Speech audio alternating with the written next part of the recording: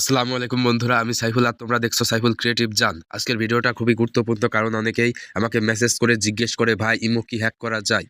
কেউ আমার imo account hack করে নিয়েছে, কি করব ভাই, আমি কিছু বুঝতে পারছি না।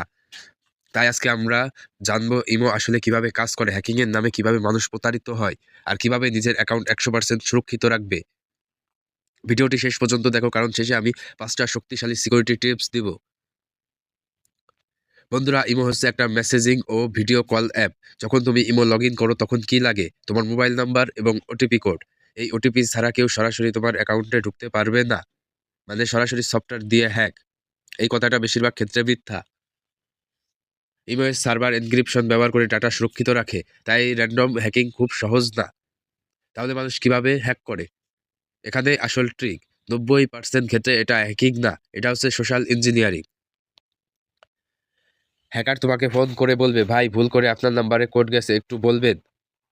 যদি তুমি ওটিপি দিয়ে দাও, গেম ওভার, অর্থাৎ তোমার ইমো হ্যাক। শুধুমাত্র একটা ট্রিকের মাধ্যমে। আপনাকে কেউ একজন বলল ভুল করে নাম্বারে চলে গেছে, আপনি কি করবেন? সাথে সাথে তাকে ওই কোড এটিপি দিয়ে দিবেন, ওটিপি। তখনই সেটা হ্যাকিং হয়ে যাবে, অর্থাৎ আপনি বুঝলেন যে আমার এটা হ্যাকিং হয়েছে, কিন্তু আসলে না, এটা আপনাকে ভুল করে আপনার থেকে কোড নিয়ে গেছে। তোমাকে একটা লিঙ্ক পাঠানো হবে, এই লিঙ্কে ঢুকলে জানতে পারবে কে তোমার প্রোফাইল দেখেছে। তুমি নাম্বার আর কোড দিলে ওরা নিয়ে নেবে। অনেকেই বলে এই অ্যাপ ইনস্টল করলে যে যে কোনো ইমো হ্যাক করা যায়। আসলে কি হয়? ওই অ্যাপ তোমার ফোনের ডাটা চুরি করে। এজন্য উল্টাপাল্টা অ্যাপ ডাউনলোড করা থেকে বিরত থাকবেন। আমার এক সাবস্ক্রাইবার ছিল, ওকে একজন কল দেয় এবং বলে তার ইমো রিপোর্ট হয়েছে ইত্যাদি ইত্যাদি। ওটিপি ছাড়াই যাচাই করার নাম করে কোড নেয়, 5 মিনিটের মধ্যে অ্যাকাউন্ট লক। তারপর ওই অ্যাকাউন্ট দিয়ে তার বন্ধুদের কাছে টাকা চাওয়া শুরু। এটা হচ্ছে ক্লাসিক স্ক্যাম। এজন্য সতর্ক থাকবেন। বন্ধুরা, এখন আপনাদেরকে দেখাবো কিভাবে সুরক্ষিত থাকবেন। ওটিপি কখনো কাউকে দেবেন না।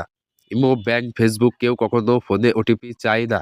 অজানা লিঙ্কে ক্লিক করবেন না। বর্তমানে অনেক লিঙ্ক বের হয়েছে, 100 জিবি ইন্টারনেট ফ্রি দেবে অ্যাকাউন্ট ক্রিয়েট করলে ইত্যাদি। এগুলো থেকে দূরে থাকবেন। শুধুমাত্র অফিসিয়াল স্টোর থেকে অ্যাপ ডাউনলোড করবেন। কোনো ভুয়া ওয়েবসাইট থেকে অ্যাপ ইনস্টল করবেন না। ফোনে স্ক্রিন লক রাখো। সন্দেহজনক অ্যাপ রিমুভ করো। অ্যাকাউন্ট চলে গেলে কি কি করবেন? সাথে সাথে লগ ইন করার চেষ্টা করবেন, ওটিপি দিয়ে রিকভার করবেন, সন্দেহজনক ডিভাইস লগ আউট করবেন, পাসওয়ার্ড আপডেট করবেন যদি অপশন থাকে। দ্রুত অ্যাকশন দিলে অনেক সময় অ্যাকাউন্ট ফেরত পাওয়া যায়। বন্ধুরা, মনে রাখবে, হ্যাকিং মানে শুধু সফটওয়্যার না, সবচেয়ে বড় দুর্বলতা হচ্ছে মানুষ নিজেই। তাই সচেতন হও, সুরক্ষিত থাকো।